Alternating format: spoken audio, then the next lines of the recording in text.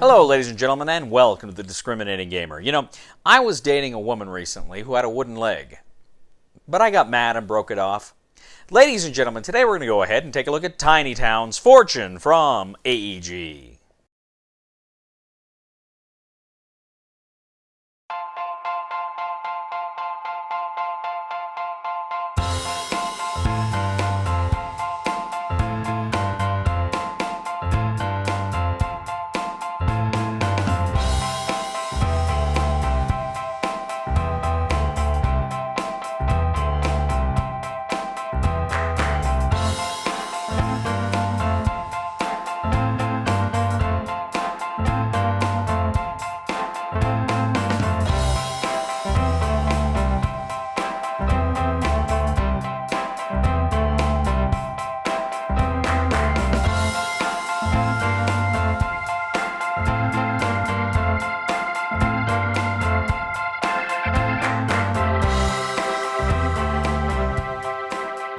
Hello everybody, we'll get back to the review in just a second. I just want to take a moment to ask you to go ahead and check out and subscribe to my other channel, that is Cody Carlson PhD, where we talk about military history and books on history and fun things like that. Please check that out, please subscribe, and now, back to the review.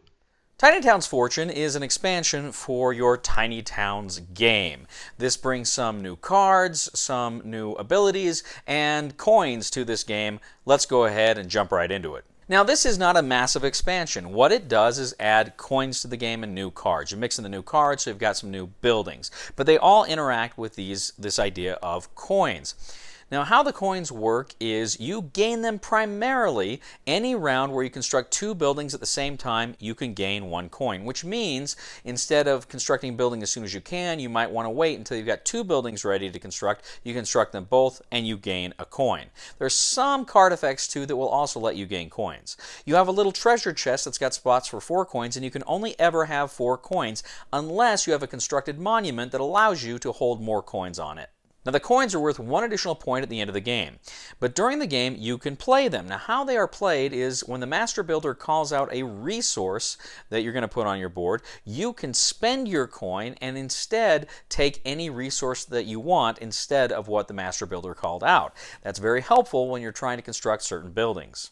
And that is essentially it. You get coins for constructing 2 buildings in a round, certain card effects. You can use them for points at the end of the game, or you can trade them in, spend them to get the kinds of resource cubes that you want during a round. Now, I gotta tell you, I'm a big fan of Tiny Towns. I think it's just a super fun game. It's light, but there's a lot of strategy there. There's a lot of thinking that goes on with what kind of buildings you want to build and how best to achieve that. And Fortunes, honestly, I think adds to that. It gives you a new dimension, it gives you something more to shoot for, and it gives you some important options when you need them. The game also does come with a new scoring pad, which has a room for the coins, so you can score the coins at the end of the game. But really, this is what it brings to it. And I was surprised how much I enjoyed Fortunes. I really think it takes Tiny Towns to another level.